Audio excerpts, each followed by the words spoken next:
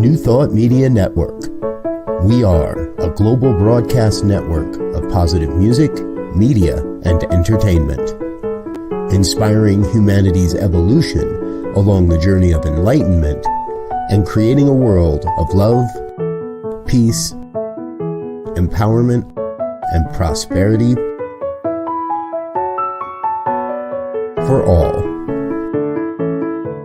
New Thought Media Network.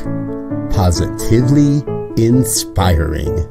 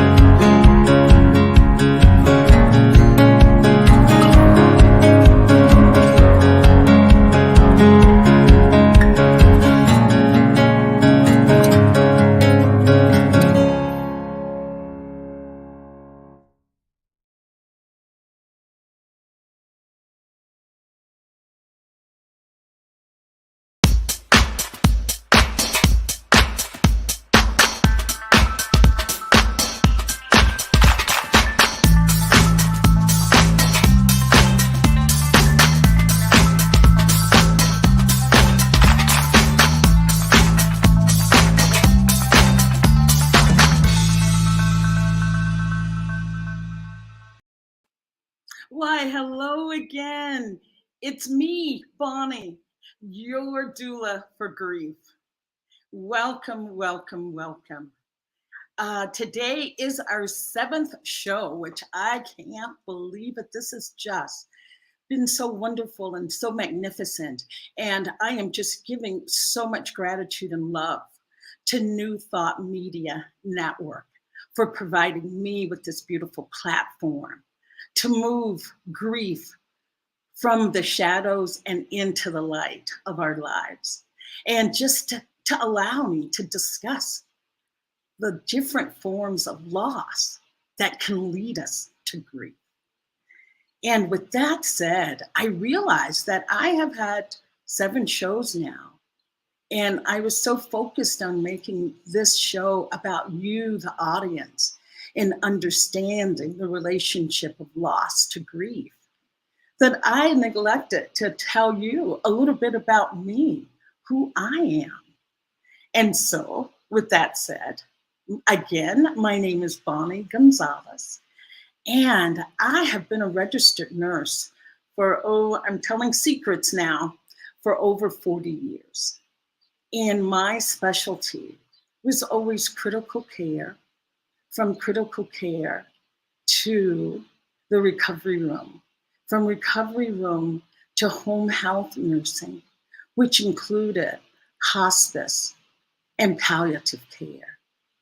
It feels, and not just feels, but my experience has been mainly with end-of-life care.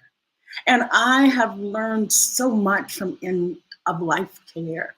It has so enriched my life and just allowed me, I always say that I work really hard, but I play even harder.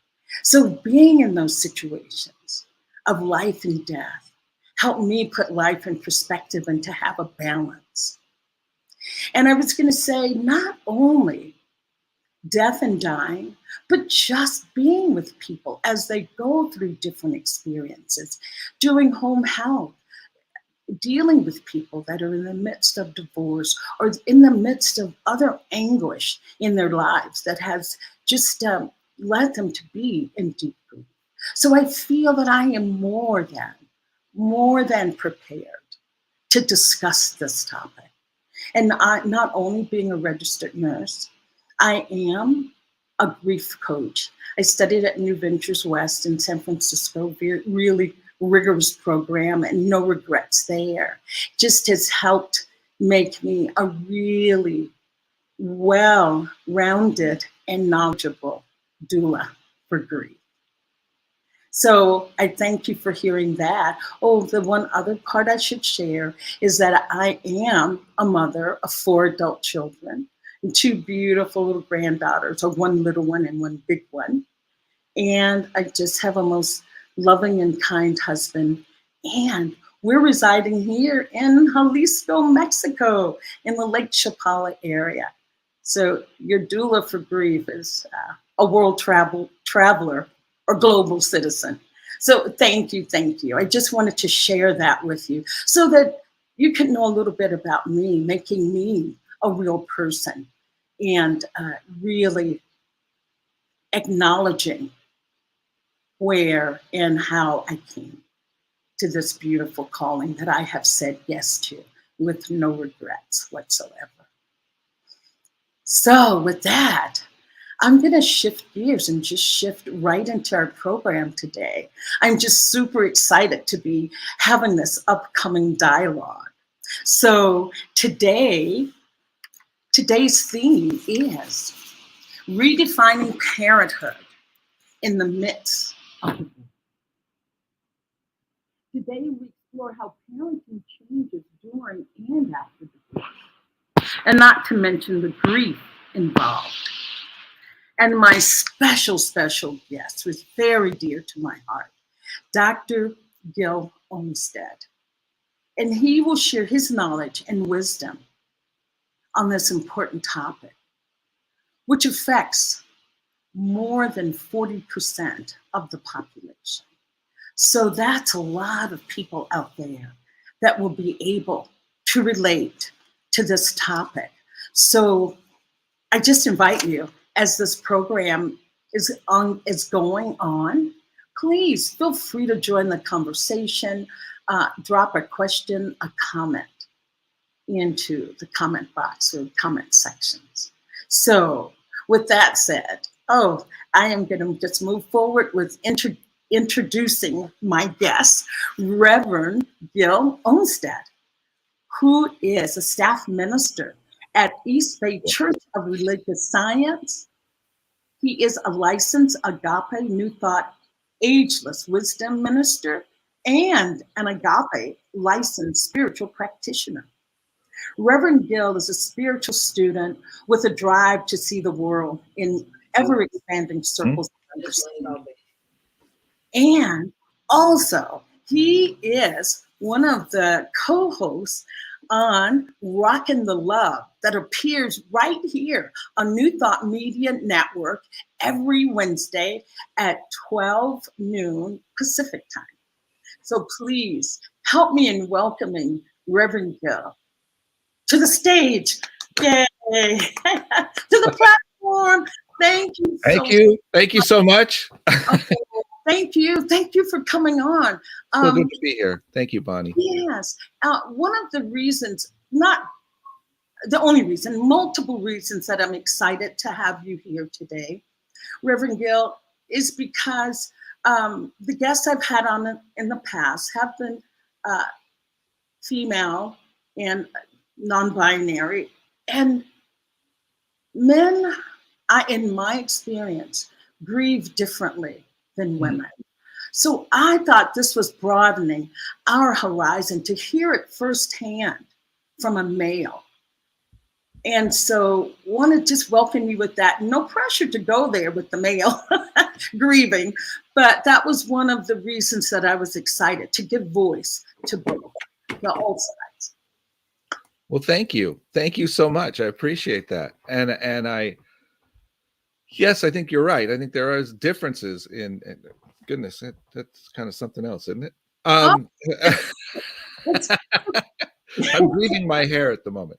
How different, it is for different people, and I think women tend to be a little more open about it, maybe, and discuss it more, or share what's going on in a different way than men do.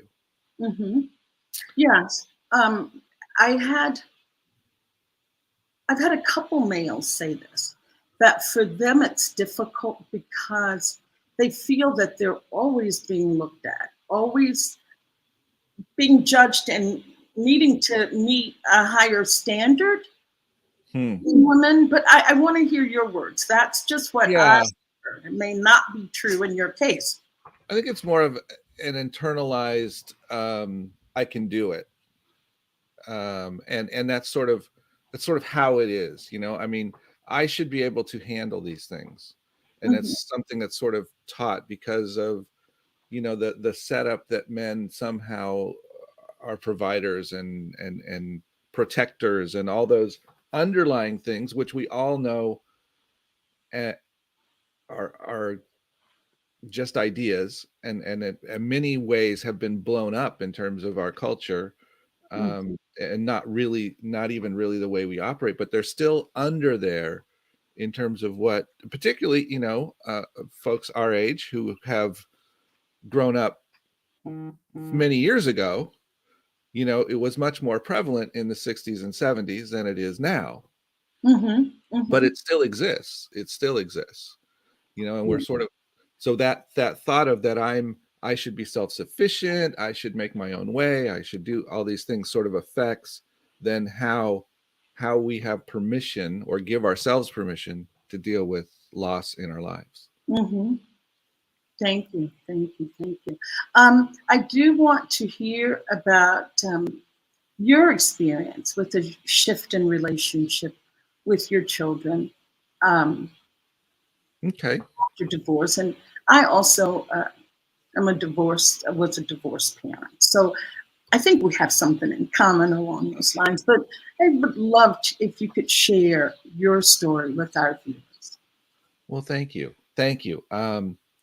Well, let me just start by saying that I have 3 adult children, as you were mentioning. They grow up fast. And one of whom, my youngest, we are going to his wedding in the next couple weeks, so that's pretty exciting. We have three grandchildren, 2 twin girls and a boy, all from my daughter, and so that's where we are today. 20 years ago, 20 plus years ago, I was 22, 23 years ago. I was a married person with 3 kids, and my kids were like they were everything in my life. I mean, I was very involved with my kids all the time. And, you know, I've said this before, but many people would have described me as the primary parent. Wow. In terms of taking care of my kids. My wife at the time had some health issues, which made it difficult, and various things like that. And so anyway, when we hit this point of separating, we came up with how do we work with the kids? And I got a house that was close by, and we moved the kids back and forth. But it was not uncommon for me to have the kids, keep them for an extra day or two because mom's not feeling that great or whatever. And that was pretty normal, you know, that they would be with me, and, you know, and I was at their soccer games and their ballet and their, you know, any of it, all the regular stuff. I'm sure you know. Yes. Yes, I know. You know, sometimes you go, how in the world can these kids be so darn busy? But yes, and they don't have jobs. That's right. And how am I supposed to have a job and take care of them if I'm doing this? But anyway, exactly.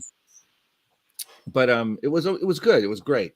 And then frankly, what happened was that after our divorce was final, we had an agreement, 50-50, everything was good. And then I met my current wife, and Robin, and that disrupted everything. And literally I was told that no other woman will ever be with my children.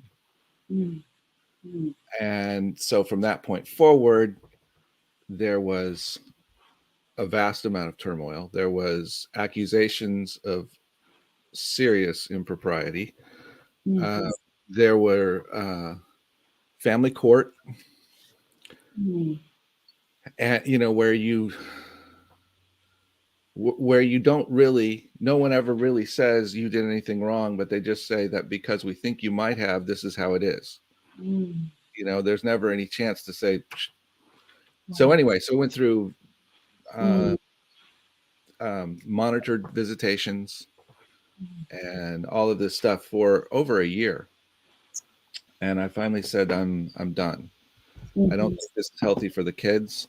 I don't think it's healthy for me.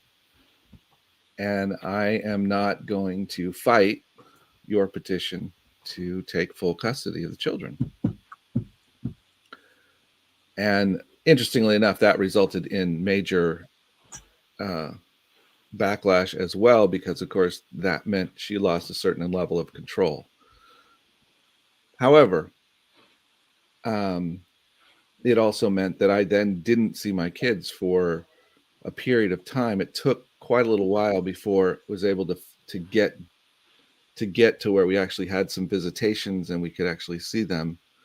But of course, all of it was on the terms of I had to come up to where they lived. I had to spend time there. You know, all of it was very difficult and expensive, and you know, all of those things. And I missed a lot. And so I was torn up, because here's the thing. I went from being a fully invested full-time father to feeling like I didn't see my kids. I didn't know who they were. I didn't know what's going on with them. And I had to really come to some place where I could go, okay, this has to be, I have to trust that my kids are getting what they need. I have to trust that somehow in this process, my children are receiving what they need to grow and to become the people they need to become. And I did that. And the way I did it for myself was that I did a lot of spiritual growth and seeking and study, and spent a lot of my time focused on that, so that, you know, I took up the time that it had been focused with my kids. And so anyway, I had to readjust what it meant to be a parent, and I had to go to the place of loving them as best I could from where I was, from where they were, and trying to understand. You know, I remember a particular time we went, and this was several years later, 7 or 8 years later, 7 years later, I don't know, something like that. It's around 7 years later, I think. And we were at an event that we went to, a soccer event or something, and I ended up talking with my oldest son, and he was really angry. It's about 16 or something at the time. And he was angry and he was upset with me, and, you know, that idea that I had left them and abandoned them, and, you know, all of that. Well, that was, you know, while I'm sure all those feelings were real and true, and I had to, you know, hold that space, you know, even though in my heart, it was horrible, because that's never what I wanted to do. Right. But also what I realized was that the second husband had left. And so suddenly he had been abandoned again by another man. And so the safe person to take that to was me. So the plus side was that I could be that space, that I could be the space to say, I love you. And I'm sorry you feel this way. And I hear you. I understand it. And if there was anything I could do to make it different, I would. You know, but this is where it's at. And this is what we have. And so over the years, I've continually had to remind myself that I'm the parent. Yes. Because, you know, when they don't communicate for Father's Day or your birthday, or they don't call you back, or they don't answer your, you know, text or whatever it is, you know, on a regular basis. And you're like, what the hell? You know, how am I supposed to have a relationship with you if we can't ever talk? But it's not, it's my job to continue to keep looking for ways to pull that together. And have I failed at it? Oh my God, yes. But I keep coming back to, okay, breathe. What do we do from here? You know, because I love my kids. I love my kids. That's all there is to it. Yes. You know? Yes. Wow. Wow. Thank you. There's so many points that I want to touch on there, Gil, and Reverend Gil. But the first one is that what you said about kids growing up fast. And I was a single parent as well with 4 kids. And somebody said that to me. And I said, are you serious? This is not going fast enough. It's like, can you push fast forward? Because I'm getting pretty fried. But what I was going to say, when you talked about bringing in another partner, when you met Robin, how did you handle that? Because from my experience, it's like if you have tension between the new person and tension with the children, you are forced to make a choice. Because it's not like, come on, we're going to go to Disneyland and Robin's coming with us, hop in the car. They're like, no, I don't want to go to Disneyland if she doesn't want to go. If she goes, how did you handle the blending of that, or within yourself? How did you come to a conclusion that was good for you?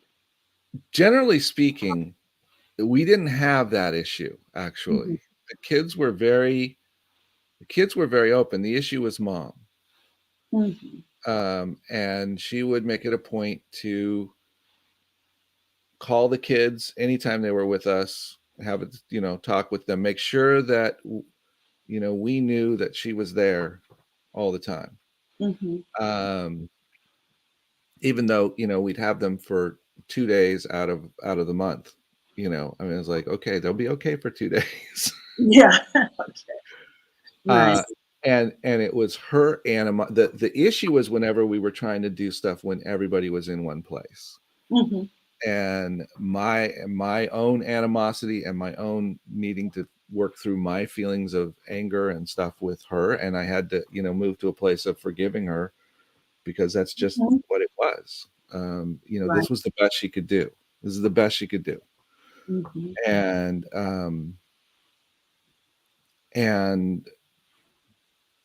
I think one of the things that happened for us was there were multiple places where we got little glimpses where either friends of hers, that were more in town with them and everything and with the kids, or other people, even the ex-husband at one point, took us aside and spoke to us and confirmed some of our own pain and frustration in terms of, that we weren't crazy in what we were seeing. Right. That this made sense. This is how she was acting and presenting in the world.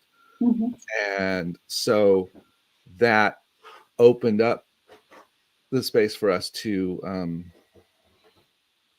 work with it, and to do the best we could, because the point was, how do I show up for the kids? How do I come to their game? How do I show up to this event? How do I make some, time that we do have together fun, and not make it about that? And I made it a point, and I think Robin would even argue that I was too good at this. Okay. But I never talked bad about their mom. Oh, Gil, that's just what I was going to ask you. I wanted to. Did you monitor your dialogue with your kids about their mom when you were with them? And what impact do you think that had? What do you think the effect of that was? I'm not sure, but I think it helped because we didn't put them in a position to have to defend anyone or to feel whatever around that, because that's the thing. I think there's a tendency when that kind of stuff happens and the kid feels like, well, whose side am I on? Right. And whatever they were getting at home, whatever negativity they may have been getting there, I had to just allow that to be and trust that ultimately it would find its way out, it would find its way through. And I think I think for a good part it has, but there's still that thing there, you know, where mom's always in the middle of it and they're always going to mom and that kind of thing. And I'm really kind of on the outside. And and at the same time, whenever we do have a moment and, you know, I can get them to answer a call. or we do, you know, when that happens, you know, it's like everything is perfect, you know. And we've had some wonderful times with them, you know. Some years ago, Robin and I and our two godkids who we live with now, and their mom, and our goddaughter from Southern California, and all three of my kids, we all went on a houseboat together. And it was such a fun, relaxing family. You know, we played cards, we talked, you know, my eldest son drank beer. You know. Yes, with your son, but he's of age now. So yeah, he was of age. But I'm just saying it was just like, it was casual. It was family. It was hanging out. It was okay. It was good. And I've had a few of those times where it's just been so, you know, like, this is family. And we've had the Thanksgiving times where we've intentionally set up our Thanksgiving to happen on Saturday, not on Thursday, because mom always has it and they're always going to mom's. But we can sometimes get them to come and hang with us on Saturday. And so we have a Thanksgiving thing then, and then, you know, we get to hang out some together. And so these kinds of things we've done, and it has helped. But like I say, the biggest thing with it was that relationship between the mom and I, and me finding ways to be okay with it, you know, and to also stand in my power in it as well. You know, and to trust it. And, you know, I have been able to speak to my daughter, you know, after her wedding, where there was some issues that came up while we were there. And I spoke to her and told her what I felt and what I saw. And she confirmed that, you know, that was not me. That was, you know, what that was mom's own doing. Right. You know? I hear that. It was like, okay, all right. And I do want to back up to about with your son at age 16, because there may be parents are listening right now that have those teenage years that they are living through. And I'm here to tell you, you will survive, and the child will survive as well. But I want to know, how did you help diffuse that anger, or were you able to? Did you have to let that anger in your 16-year-old ride? How did you handle the anger of your son? What I did, you know, again, I didn't have the luxury of you know, talking to him the next day or next week kind of thing in the same way. We did try to stay in touch on the phone a lot, but in general, you know, there wasn't that same kind of just casual, this is going to happen and come out and we can bring it up later. But in the moment, at the time that it came out and we were at this thing together, we went for a walk by ourselves. I just listened and I tried to reassure him that, you know, I love you. And I hear you, and you can be mad at me if you need to be, and that's okay. That's okay. You know, I think if I was you, I'd probably be pissed too. Because I said, you know, I knew for me that when the whole thing first came up that we were going to get a divorce, I was like, oh my God, this is not what I had planned. This was not how my life was supposed to go. And so I know that disappointment and that frustration and that anger is like, wait, this isn't how life works, you know, but it was, and it is, and it does. And yes, I don't know how to say that any better. You said it well. There were multiple places, you know, where the loss was just overwhelming. But I had to keep trusting that somehow somehow we were gonna come through it, and that we were gonna find our way to something new eventually, and that it wasn't so much that I lost those years with them. It was just that I had to re-understand my role in those years. Redefining those roles in that period. And I want to share something before we move to our comments, or maybe right now, I'll just read the comment from Robin Rice, and you may know her. How did you deal with the pain and grief from those times? Divorce, disappointment, loss of kids, the dream, the image. And Robin, thank you for asking that question, because the question I'd like to add on to that, Robin, is how did you deal with the attack on your character? That is something that, we can't say mom, we can't say the kids. It's like, it is, how did you move through that? How did you move through that attack on your character? And just sharing. It's interesting because I never felt, well, I did it at some point later in the process. I felt like, this has just been an attempt to get control. But in the moment, my biggest concern was for the health and safety and well-being of my children. And so when something first came to my attention that they thought something was wrong, I said, well, how would we come to why? Where is this happening? Why is this coming out? Why since I know that there's nothing here from me, my question is, why is it being focused at me? And the only reason I can think of is because I'm safer than whoever it is that's really involved. And so how do we figure out who or what we're really dealing with? And that was my focus. Was how do I do that? And I curled up in a ball and cried. I had fits of depression that were pretty intense, I would say. I've been suicidal at different times in that process. Going through that process. And I had to, I had to keep looking to those who could see the truth in me and know that I was more than all of this. And I did want to ask, did you reach out for help during those fits of depression? Did you just white knuckle it? How did you move through those dark times?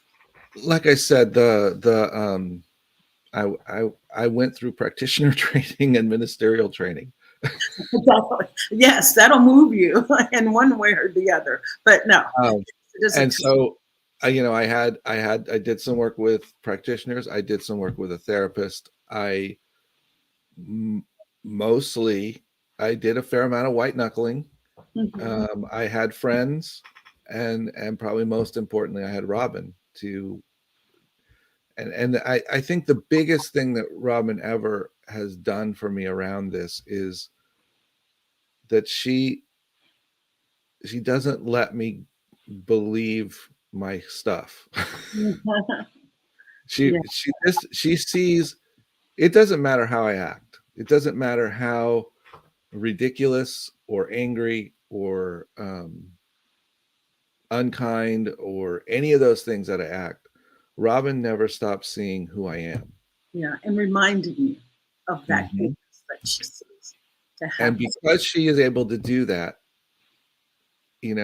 I can only hold up my facade for so long. I can only hold up this thing of it's all after me and everybody hates me and and I'm bad and you're bad and everything else is bad, and I can't sustain it, because it's not the truth. It's the truth of a particular moment or how it feels, but it's not the truth. Yeah, Reinhardt just put in the chat, that never believe what you think. Never believe what you think.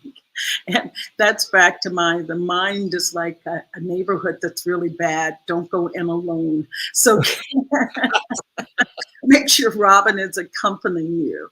I want to say, you talked about, the loss of that dream, or Robin put that in the question, the loss of a dream. And I was going to say, for my own divorce, I been divorced with 4 kids, and I moved cross country. And my son, who was 13 at the time, refused at the last minute, to come with me to California. He wanted to stay with his dad. And I was one of those moms, if I'm not going to live with that person, I don't want my kids to live with them either. So he stayed with his dad, and the outcome was not very good. But what I want to say is about that leaving, that I did not realize, because in the process of being a single parent, trying to housing, working, as you said, kids with busy schedules, trying to keep them engaged, that I didn't realize that divorce was such a big loss and that I was in such grief. And this was years after I had become divorced and left their dad and living the single parent life. But I had a dream one night. I dreamt that I was in the car with my ex-husband, and he was driving. The 4 kids were in the back seat of the car, and we were just driving. And suddenly I look over to him, and he has turned into a sun visor. And I'm thinking, what? A sun visor? So yeah, Reverend Gil, I take the sun visor, I toss it out the window, I get in the driver's seat, and I keep driving. I'm still going with these 4 kids. And finally, I get to this place that looked like a mosque or a temple. A mosque or, yeah, I guess temple. And the women were like the Middle East, and they were, heads covered. And I remember going in, and they said to me, "Oh, sister, what's wrong?" And do you know, I started to wail, not cry, but wail, just wail. Because in that part of the country, wailing is truly acceptable and expected if you're really brokenhearted and really depressed. And I wailed and wailed. And I finally said, I never wanted to be divorced with 4 children. I always, just like you, had that dream of like 5 kids and John Boy and good night, John Boy, come on downstairs for a kiss. I never wanted that. So that's when I realized, wow, I really was in a state of grief, but having so many activities and so many ongoing life activities, not having time to recognize that. And it was at that point that I thought I should reach out for help, because there was some unresolved and unprocessed things. Anything like that for you? Any insight to grieving?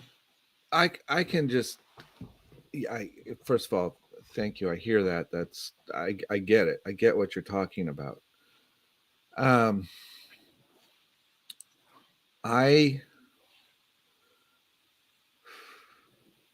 I think mine was, it was really hard when it first came up that we were going to divorce. That was incredibly hard. Yes. And I saw, I think in some ways all the stuff I talked about at the very beginning about, providing and doing this and doing that. Yes. And I had let my family down. My family was going to fall apart. It was my fault. And, and so, and then I was grieving that picture of, getting old and having the grandkids and watching the kids go to college and, all of the different pieces that would happen. And they weren't going to happen the way I thought. And the vision of my children having a stable home. Right. Yes. And it didn't mean that they didn't have a stable home, but they certainly weren't going to have the one that I thought they were going to have. Yes. Yes. Right. And it's rearranging the picture in a way that fits. Mine was, well, then I will just allow them to participate in as many activities as they like. I would be, my vow to them mentally, not that I told them, that I would not introduce anybody else into my life, that they didn't have a father. So I was going to be a full-time 200% parent for them. Mm-hmm. And Mm-hmm. I'm not saying that was good at all. I mean, I can look back and see different things there, but that's how I was able to square it with myself at that time. That I can't give them that beautiful picture of a 2-parent household and all the comforts that go with that. But I would give what I could give. Well, I have to say, I couldn't have, I frankly couldn't have, I don't believe, survived had I not had a partner. Mm-hmm. You know, I mean, I was in a place where if I had not had Robin, I don't know how I would have made it through. And literally what set the thing off was my saying, I've met someone, I think she's going to be important in my life. She would like to meet you, and then we meet the kids, and that's what ended the amicable process. Oh. You know, we already had signed agreements and everything, and all of a sudden it was over. So it sounds like your partner's issue that came to that you had not planned on. Sounds like I hadn't planned on that being such. I mean, I was trying to do it as, we were trying to do it as, I don't know, the best way we could, you know, and not, you know, I was just giving her heads up, you know, this she's going to be important. And if that's the case, she's probably going to meet the kids. And so we want to do this right. If that comes to that, there wasn't even like, we want to meet next week. There was not, it was just this kind of the heads up, you know? Right. There was a comment from Laura. Could you put that back up, Diego? Or okay, Gil.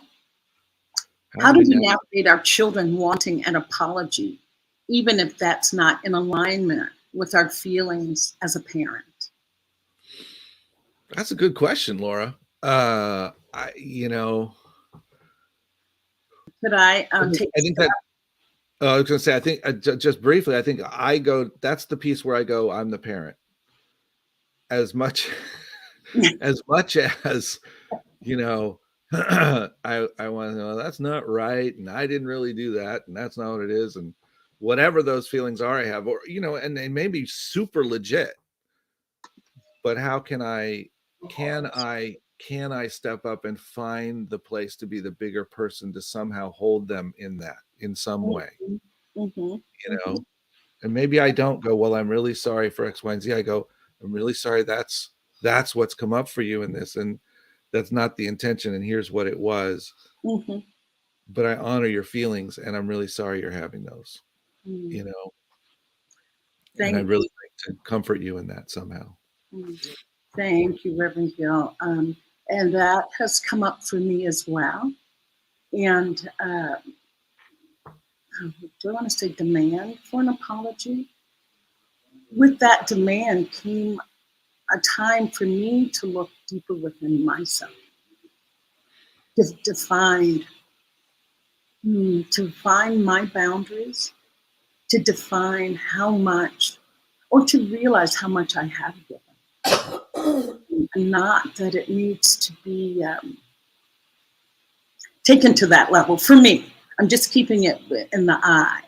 But I just feel like an apology, when apologies are demanded, it's a great time to look deeper and to go deeper. And I love that you explained to your son what was going on at the time, because we all hear what we hear at certain times in our life, certain times in our development.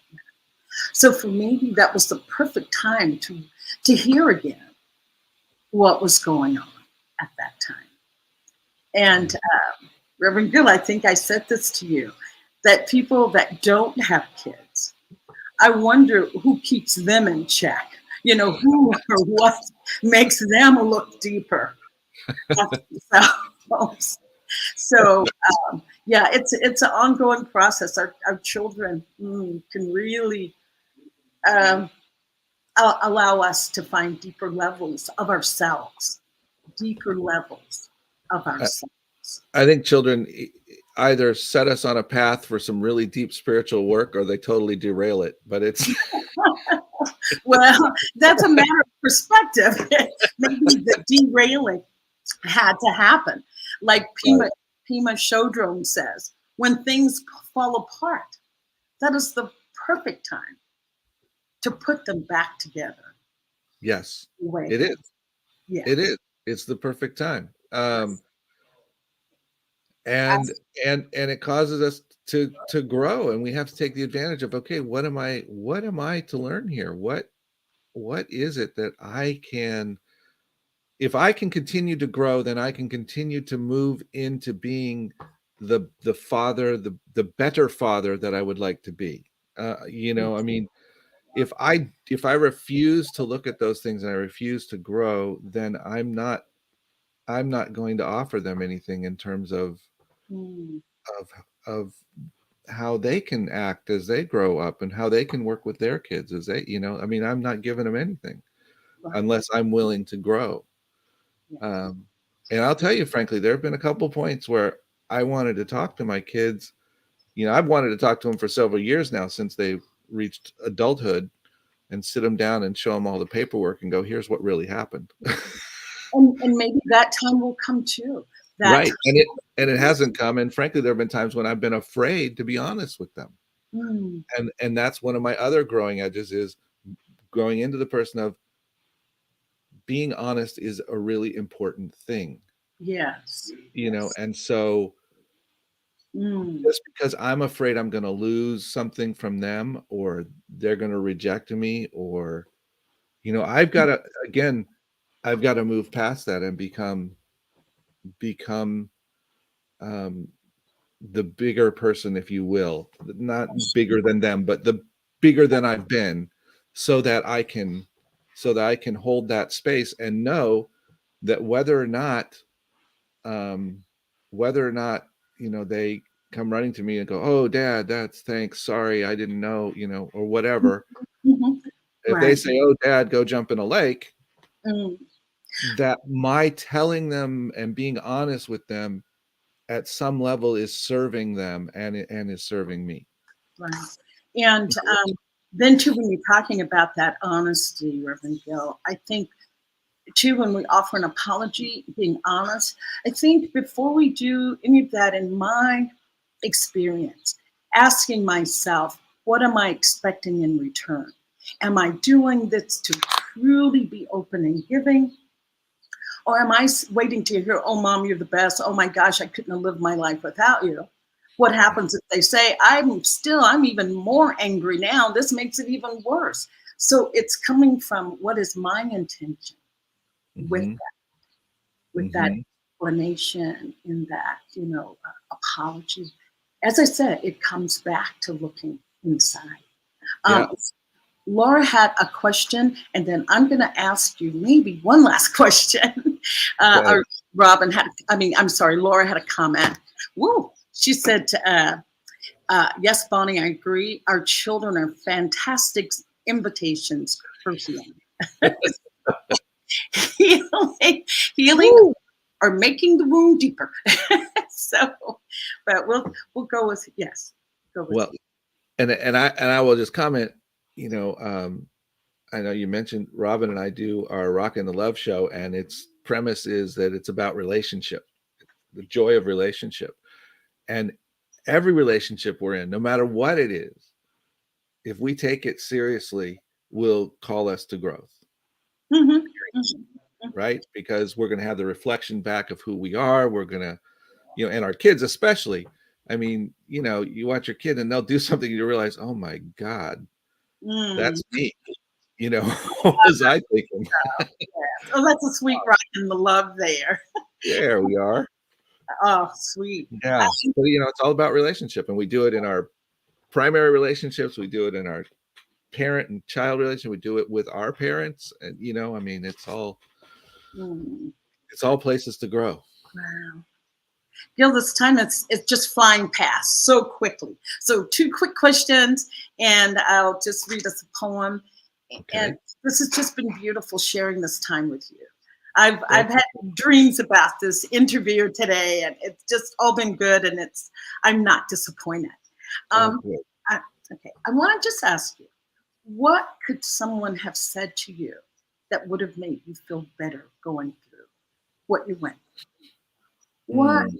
What is it that someone could have said, or you wish that someone, maybe you wish that someone had said as you were going through this? That's a good question. I don't know that anyone could have said anything, I mean, it was,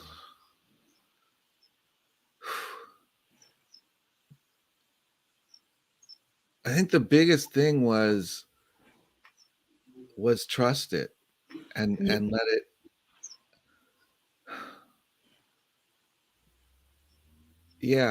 trust the process and just continue to love in the best of your ability. Continue to love. What struck me when you said that was, we got reinforcement, we got whatever from lawyers and friends and different places all along the line. They're all different aspects, but things that confirmed that okay, so yes, we're getting a divorce, we got a divorce, and I certainly played a major role in that, but some of this, what we're observing is what we're observing. That is what's happening. Then I have to go, and everyone is doing the best they can. Yes. And I think that's the other part. Maybe that's something someone could say, is to remind you, everyone's doing the best they can. Yes. And this that doesn't look like love to you is the best way they know how to love in this situation. This is them loving the kids. This is them trying to love those children through this process. And it may not look like what I think it should look like, but it's still what it is. Right. And the best validator to heal grief. I mean, grief is grief, but the way to start to heal from that is to have validation. Yeah. So it sounds like you had your own personal doula for grief, which was Robin. Yes. And your friends to help you validate what was going on. And just not to get caught up in trying to get them to, agree with all of my angst, but to just validate that, it makes sense that you're having those feelings. You know what I mean? Because sometimes my angst could be pretty, scary. So. Okay. One last question. I promise.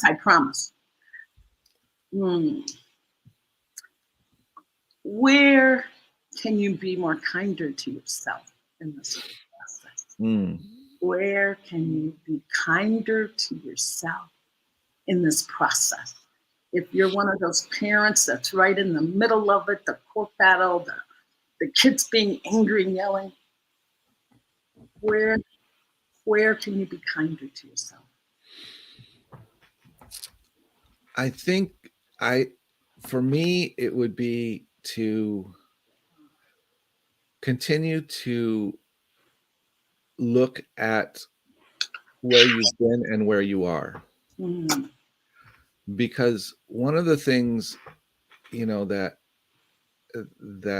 Robin has helped me with is seeing, when I would get depressed and I would be in bed for days, and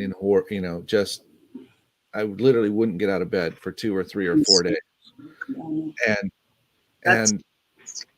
And now I can be depressed and get out of bed in 20 minutes. You know what I mean? It moves through quicker. It moves through. It comes. And when it happens, I feel like look at me, I'm still depressed. I still can't handle these things. right? That's my first go-to thought. And that's not the truth. The truth is that I need to feel the loss. I need to feel whatever that grief is that's going on. And I know that it doesn't have to define me.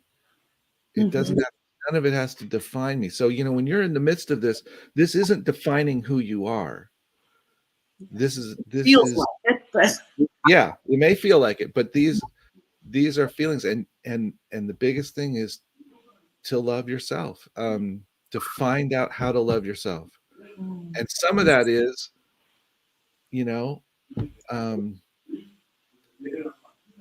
doing what you need to do. If there's, move or get involved in a new sport. I don't know. Do something that you want to do. yes. And allow yourself to do that and enjoy it, and have your own friends. You can't be only friends with your kids and with their friends. That's not going to work. Having your own life, having your interests that are just for you, that it's Right. something you're doing that be a better parent or to take back. No, I agree with that. Find things that get you satisfied. Yeah. Oh, as I said, the time is there. Am I hearing music? Okay. Well, I am going to just end with this poem, and I will just be brief. This is from Brennan. Okay. And a woman who held a babe against her breast said, "Speak to us of children." And he said, "Your children are not your children. They are the sons and daughters of life longing for itself. They come through you, but not from you. And though they are with you, yet they belong not to you. You may give them your love, but not your thoughts, for they have their own thoughts.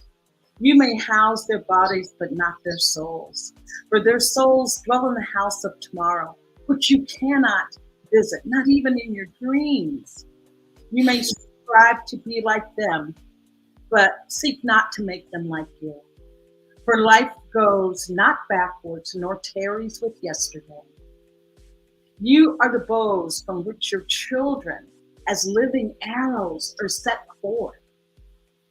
The archer seeks the mark upon the path of the infinite, and he bends you with his might, that his arrows may go swift and far. Let your bending in the archer's hand be for gladness, for even as he loves the arrow that flies, so he loves also the bow that is stable. And that is my show for today, Gil. Reverend Gil, Thank you. you are the best. You're a rock star.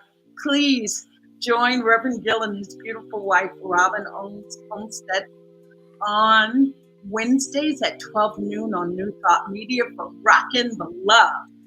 So this is beautiful. Thank you to New Thought Media Network for being here, for sponsoring this. Please donate so that we can keep quality programs coming forth. And remember to ask yourself, what do I need today?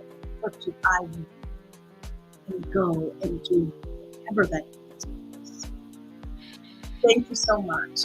Thank you, Bob.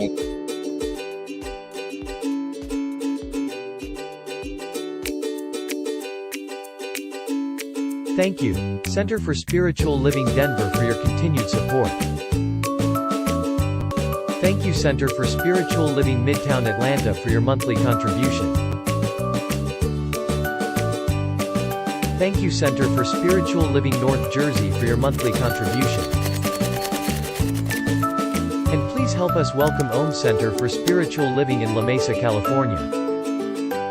Thank you for your monthly donation. Thank you, Center for Spiritual Living Seattle, for your most generous donation. And a special thanks to Hefferlin Foundation for your generous technology grant.